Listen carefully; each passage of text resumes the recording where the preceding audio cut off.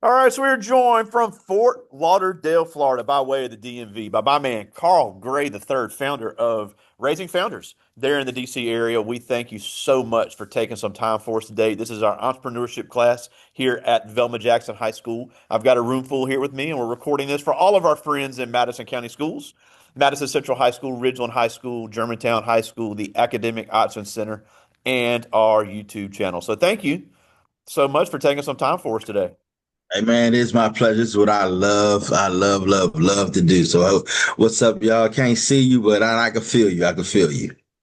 I appreciate it. Now, obviously, we want to talk about all the great things you're doing there in the DC area and actually nationwide. But just give us a little background because me and you are about the same age, and you went to a great HBCU there in Virginia, Hampton University, one of the many great HBCU grads that we've had on this platform. So, just tell us a little background about that and how that led you to become an entrepreneur and then start this great program. Well, I know you started the program during COVID, but how you led to be an entrepreneur, and then how COVID led you to this whole new platform. Man, my story, good gracious. So I was born in a place they call the zoo. I was born in Northwest DC, moved to a place they call the zoo, Kentland. I tell people all the time, it's a miracle that I'm even here. I've had a friend die every year since I was 14 and I'm 43 now. You know what I mean? And when I say every, I mean just last week, one of my boys was murdered by police in his driveway. So I've seen it, done it. To be able to be here, talk to you all, like it's truly a blessing.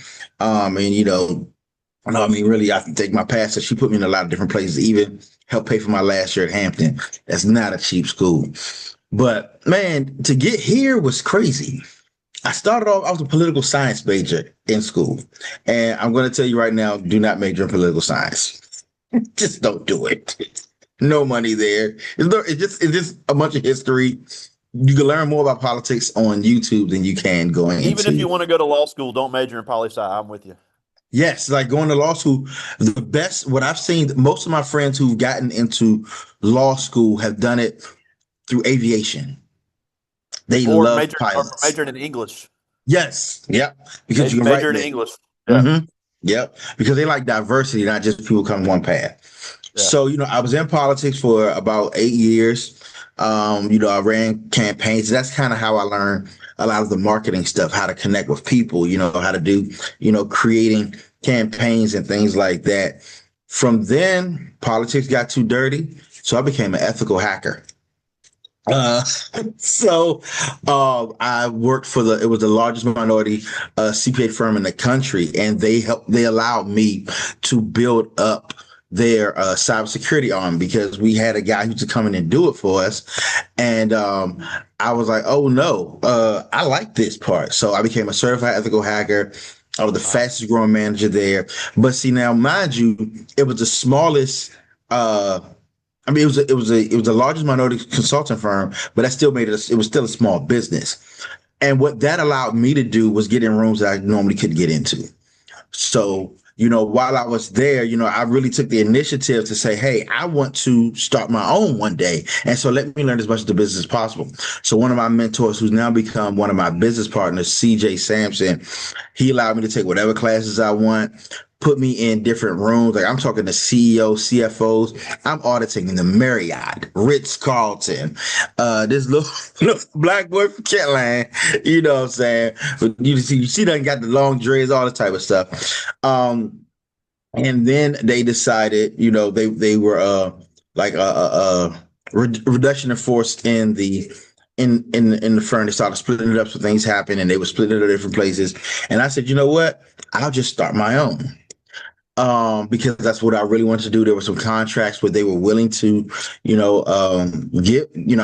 wanted me to work for them, and I was leaving making $200,000 a year, which was kind of dope, you know. But I'll share about that. Anyway, it was a good opportunity, but I should have been in a better position to take advantage of it.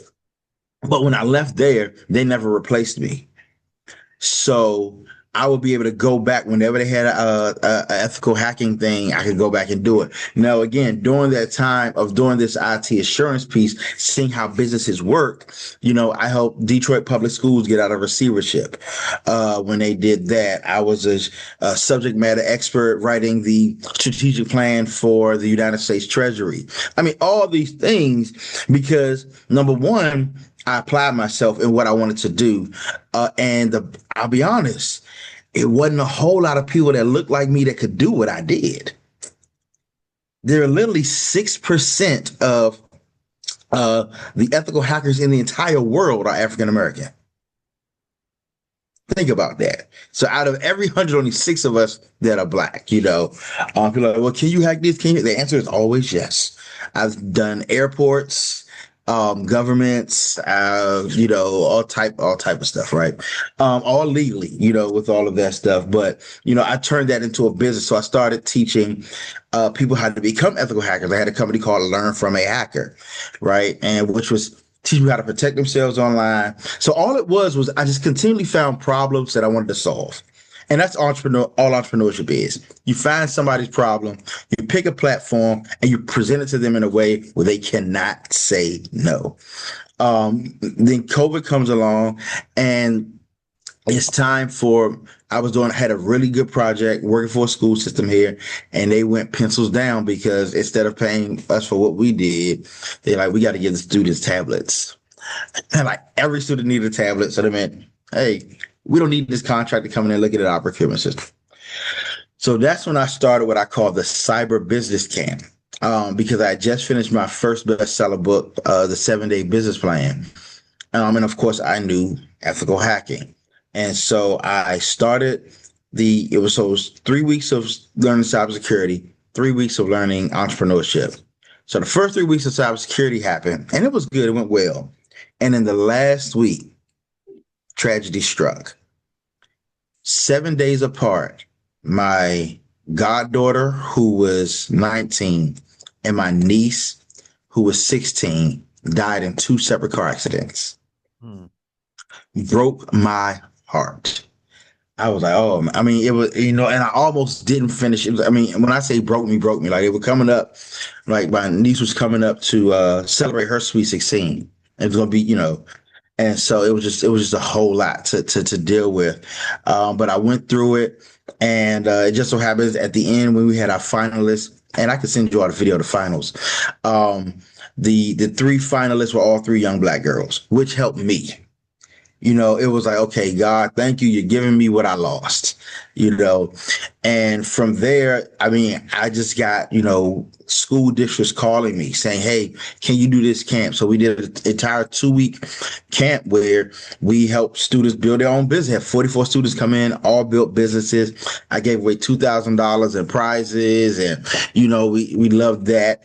And so now it's really Raising Founders is what I do. So I wrote another bestseller book called Raising Founders, which helps parents to prepare their children to become entrepreneurs, because it's a whole different world out here. Like the way of the entrepreneur is just different, bruh. I'm just gonna keep it a whole buck with you. Some days, like I've had weeks where I've made $0. I've had weeks where I've made $70,000. Like literally, it's like but every week, I gotta pay $5,000 to my staff for salaries, so that they can make it. But that's it's kind of turned into my thing in doing this. We call ourselves the AU of entrepreneurship. And the reason I call it that is because one day, so I actually do consulting for an AU program in Richmond, Virginia, called Strive for Perfection. And I'm at the 8th grade All-Star game. We do this every year. We started off in one state. I helped them to expand to 9 states. But we had the middle school All-Star game. Hey, Slim. This little Bama, and look, this is when I get my DC accent coming out, right? This little Bama does a windmill dunk from the baseline, dog. A windmill dunk in the 8th grade. This is what that told me. Number one, I'm glad that my basketball career actually did end in the 8th grade, because I'm 5'8". The dunking thing never was my thing. I could tap boards. You know what I'm saying? I played good defense. I could shoot. I ain't never really had no pat like that. But yeah. And I'm from PG County. If you ever seen something in the water, that's all we did up here, play basketball, right? Kevin Durant grew up around the corner from where I grew up. Yeah, so all that. Like Len Bias, we played. Like, I mean, he died before I was born. But if you look up Len Bias, I played the same basketball gym as him. So that's the whole thing. Yeah, my brother actually played with like Jeff Green and all that. Yeah, at the PG Jaguars. Yep. Mike Beasley, all them folks. Yeah, Steve Francis, all the good folks. But yeah, and the second thing that it taught me was that I don't care what age you are.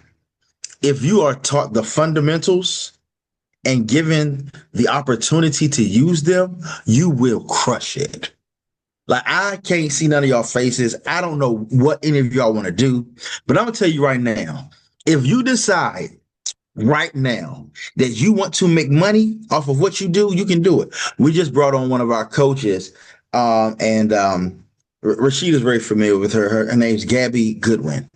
Now, Gabby Goodwin, in seventh grade, when she was 7 years old, invented a bow rat. Because she would get in trouble when she would come home and she would have lost her bow rats from playing outside, playing with kids. I mean, you're first, second grade. Of course you won't mess that up. And she they shouldn't fall off anyway.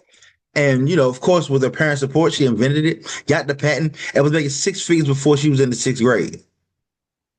You see, you are not limited by anything besides the fact of you deciding to make a choice to do it.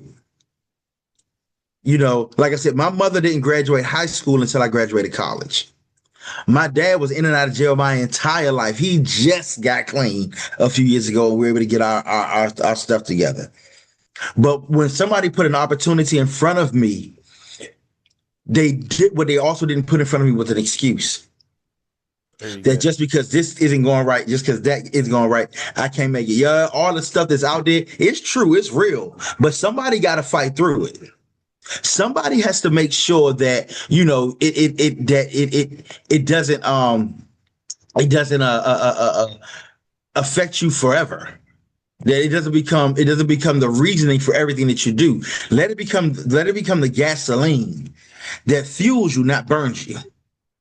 You see, let that go into your tank, not douse you. Because what's happening is you go and move forward. Life is going to move forward. Life is going to push forward. But I don't care what it is that you want to do. What it is that you do right now, there is a business inside you. I say there is no problem in our community that does not have an entrepreneurial solution. We've helped over 1,000 young people launch their businesses over the past 4 years. Wow. Yeah. I mean, we have people who pull in, they go out and we say, hey, hey, this is the day you're going to work. Because, they're still in school. So we're not they're not full time, but they will bring in $2,000, $3,000, $4,000 in a day. Because you have an advantage that a lot of people don't have. You're young. I mean, you don't have as many bills as I do. I can guarantee it. I don't care.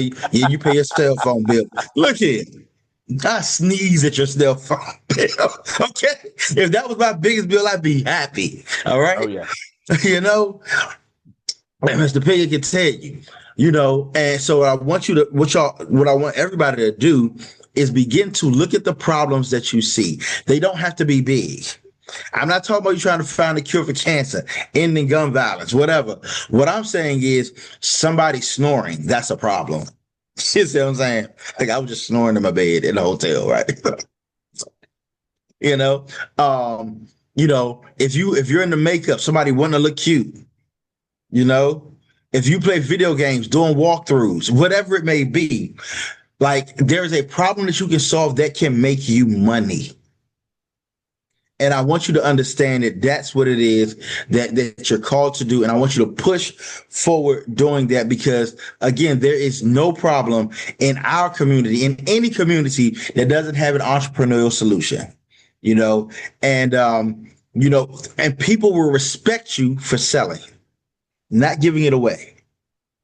I want you to sell your solutions. Look at yourself as a business person from this day forward, whether you go into full-time entrepreneurship or not. Know that what comes out of your mouth or what you do, it is worth something, There you go. right?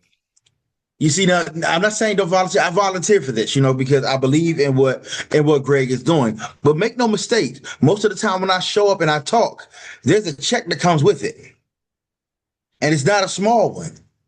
Just to hear this little dude with a DC accent who messes up English. I ain't saying you got to change how you look, change how you talk, because you are the new face and the new pace of entrepreneurship. You're the new pace of business, the new face of business. You don't have to cut your hair. You don't even have to change the way that you speak. You just got to be willing to solve the problems that come across your desk and make that happen. And people are looking for y'all now because I tell you, I'm old, bro. I'm 43. I know. Look, I'm a call it. Born in '82. I would have never guessed, even when I was your age, that my television, my computer, my phone, and my video game console would be the same thing. I mean, I still got my Xbox, but I'm just saying, so I mean, that's just what my encouragement to you. Like, be the new face and the new pace of entrepreneurship, and there is nothing holding you back. Start local, build global. Yeah, and you mentioned something there that I think is so important because you talked about whether you're a full-time entrepreneur or not. And look, even if you don't want to take that risk, you can think like an entrepreneur and be a fantastic employee Mm-hmm. because people love hiring people that have the entrepreneurial mindset. But you talked about selling, and this is my soapbox I go on all the time. Yeah. And I think every teacher that sees this will agree. Being able to sell and talk and communicate, that is what sets apart entrepreneurs from the ones that want to be. These kids get so upset that I make them get up and talk, and it's not to make them nervous, it's to get them comfortable. If you can Yep. learn to talk to people and learn to sell an idea, sell yourself, it is amazing how much easier business is for you because you cannot depend on your friends to make your business successful. You have to depend on the community. And because what I always say is the entrepreneur needs the customers more than the customer needs the entrepreneur. So you've got to sell that and say, look, this is what you're going to get from me, and this is the problem it's going to solve. Uh-huh.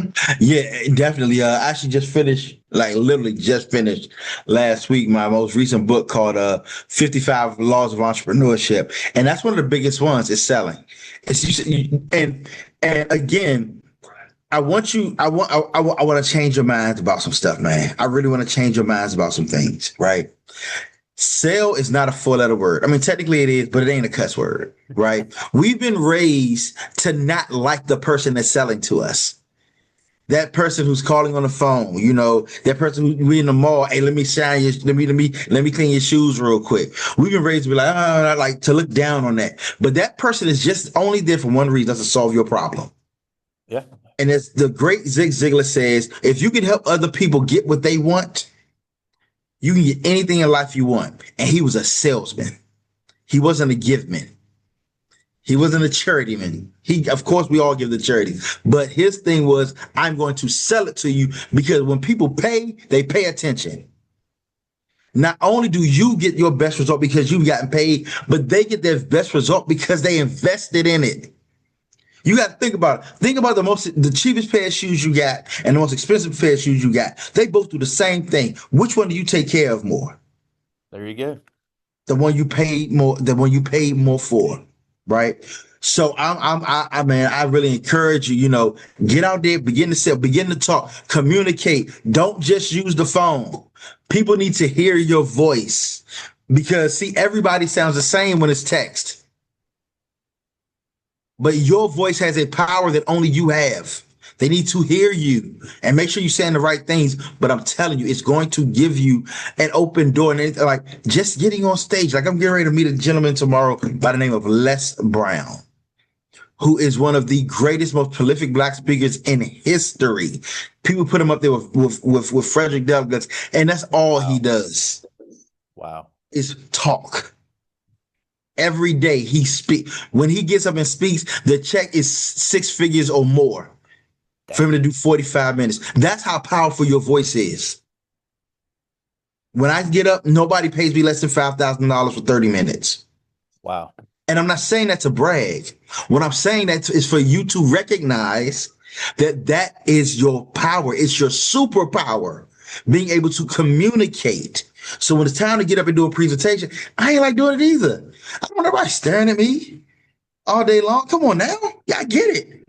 But you flex that muscle. But see, here's the thing. Since nobody wants to do it, the one who does gets all the gold.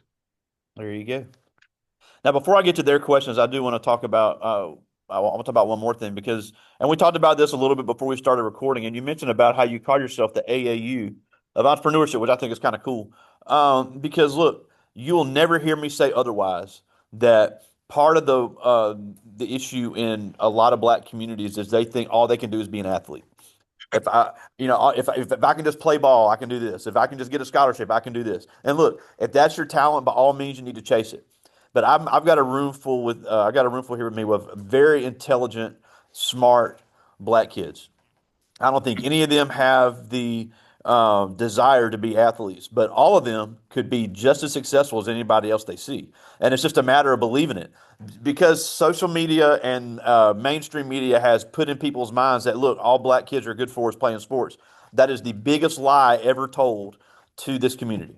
And I'll say it 1,000 times. And look, and I'll be the first person to tell you as well. Access to resources was not always there. Education was not always there. We're a rural community, and I was even quoted in a magazine as saying black rural communities in Mississippi and all over the country were left behind for decades.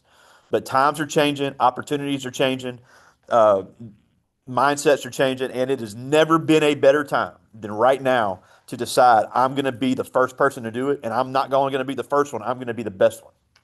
Oh yeah, definitely, and I definitely agree. And like I said, and the reason we call ourselves the AU of entrepreneurship because we take the same rigor from sports. They call me Coach Carl. Period. And like, yeah, I'm in their face, boys and girls. The same way, like the same way your coach gonna be up in your face if you dribbling, you don't, whatever it is. Like it's like because it's that level of focus. I will not let you waste your youth being young. I promise you. That's not what we do over here. I want you to have fun. Yes, enjoy.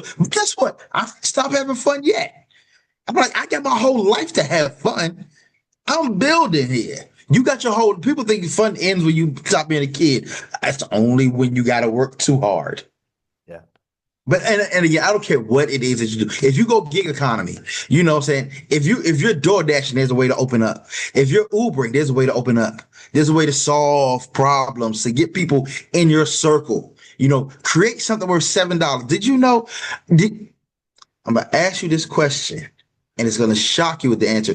How much money do you think you need to make in one day, every day of the year, in order to bring in $100,000 a year to make six figures? Most people think it's like just over 200. Just over 200. You create something that's worth $20 and you sell 10 of them a day. You're in six figures. Wow. I never thought about that. That's incredible. Well, I do want to get to these questions, and these are really good. I like this first one. This is Shunderlicia Black. She's in 10th grade, and she asked, "What challenges do you see most young entrepreneurs face when they start out?" Focus. That's the biggest challenge is focus. And I understand because again, you still want to be young, but you have great ideas. So just focusing on implementing them. And that's what I deal with my young entrepreneurs. We meet and I'm like, did you post on social media? Yeah, I did, but I was dancing. But did you post about your business? No. A lot of it is just focus. If you can get laser focused and focus on the one thing that you want to continue to solve for people, everything else falls into place. Everything else. And I would say this, the problem young entrepreneurs have, the same problem old entrepreneurs have. There you go. I like this one. This is Shanaria Lewis. She's also in 10th grade. And she asked, "What is the biggest risk you have taken in your business and did it pay off?" Ooh, I love that. The biggest risk. The biggest risk I took was quitting my job to start Wow. my business 13 years ago. I've had a job since. I put everything into it. It was either this is going to work or it's not going to work. It's And I'll say it's a continuous risk because every time I start something, because I've started 4 businesses. So I had a photography business. If you ever heard of Angel Reese, she's one of my clients. When I was doing photography, George Clinton, a lot of folks. I'm a big Um, LSU guy. I know she's from Maryland, so yeah, that's my. yeah, oh yeah, yeah. So Angel, so and now she's the first woman basketball player to get the Victoria's Secret ring. But I told her when she was 19, when I did her senior pictures, I was like, hey. You could be a model if you wanted to, but it's really going all in. That's the biggest risk everybody will always take.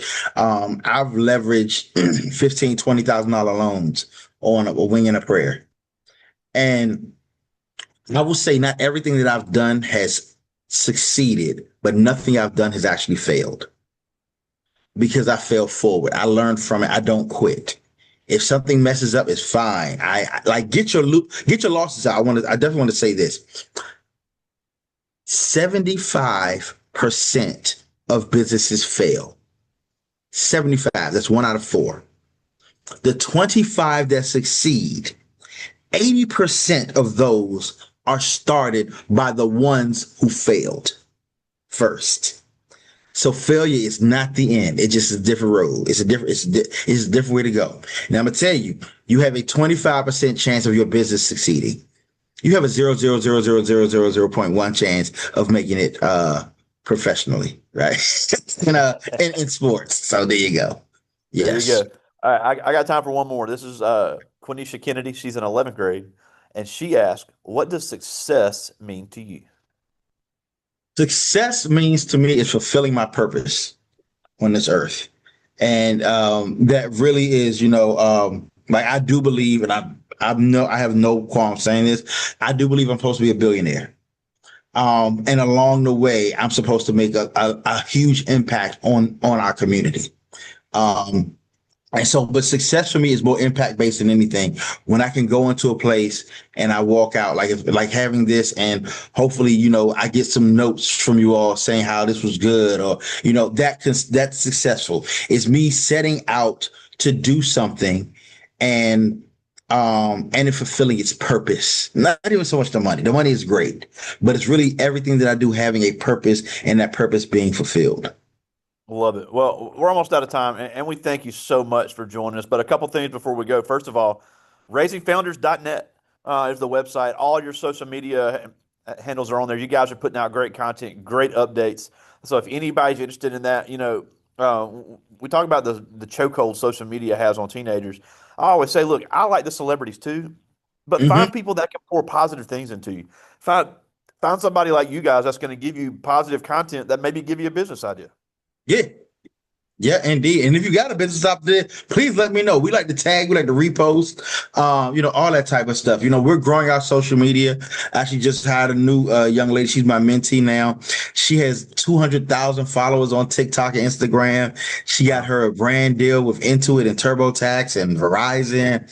And like she's showing me the ropes because, like I said, I'm 43. Now, the last thing before we go, and I know we mentioned it, is and I know you guys you mentioned this on the news story you had there in Prince George County. Some of these kids they say they want to go to college, and we're going to support them in that. Some of them maybe that's not their path, and that's fine as well. But the entrepreneurship could be for anybody, no matter what you decide to do after high school. So why should they really consider even just being somebody that has a side hustle as they matriculate and start making decisions for their future? It's the best way to control your life, control your destiny. I like I said, I live in DC metropolitan area where for years everybody knew getting a government job was the way to go, right? And they call it good government job, what they called it up here, good government job. You get that, you're set for life. But what's going on now? The government's just shut down. People are losing their jobs, getting furloughed. But those who have their side hustles, they can focus on that. Have the business ready to turn it on. Like when COVID hit, now I could do it. When there's a shift in anything, it gives you control because you know you have something that people want. You can the ebbs, the flows. It's like, okay, I got to drop prices. I'll drop prices. Got to raise prices. I can raise prices. You're in control of your own destiny. You must do it. You must do it. It's not even an option anymore. Have something that you do that serves people. Turn your car into something. Do the DoorDash, do deliveries, do Uber. Start off there. Become an entrepreneur. Like Greg will talk, Mr. Pickett was talking about earlier. Go to wherever you're working now. Say, hey, how can I make this better for you? I'm telling you, you must do it because you must learn how to solve problems. Because we got too many problems in our community. They were thinking somebody else is going to do it, and they won't. It's not in their best interest. It's only in ours to build our communities, to make sure that the next generation is better off. And I'm not saying a little bit better. Y'all got to be way better than us. I mean, way better. I'm sorry, I'm going to put the pressure on you right now. And it starts with ownership. It starts with, being able to have, like all of my businesses that my kids, they work together. They have a community of businesses that they're building. So you got to do it. Like, you got to do it. It's essential. Love it. Now, I know you were riffing, but it's Pygott, not Piggott. But that's a Oh, common Pike, mistake. thank you. Appreciate it. Hey, it's Appreciate fine. it. But I know you want to get some rest, and we thank you so much for taking some time for us. But my man, Carl Gray III, founder of Raising Founders, in Fort Lauderdale by way of the DMV. Thank you so much for joining us today. And anytime when we come back, I will, man. Let me know. I'll talk to you soon, buddy. All right. Have a great one. See ya.